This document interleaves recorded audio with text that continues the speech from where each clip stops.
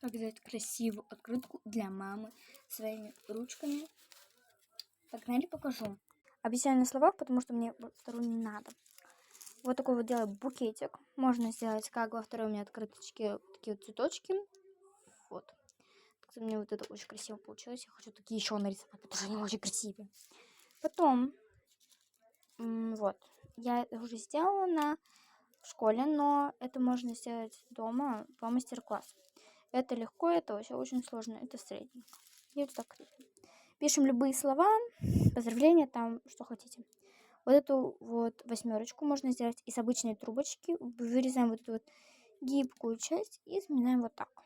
И закрепляем здесь горячим клеем. Все приклеиваем. Это я приклею на не двухсторонний скотч, потому что вот бумагу порвется. Просто как-нибудь закреплю бумажечкой. Или ленточкой. Скорее всего, ленточкой. Пишем мамочка. Здесь пишем с 8 марта. Также можно бабушке сделать, сестре, тете. Вот. И вот что получается.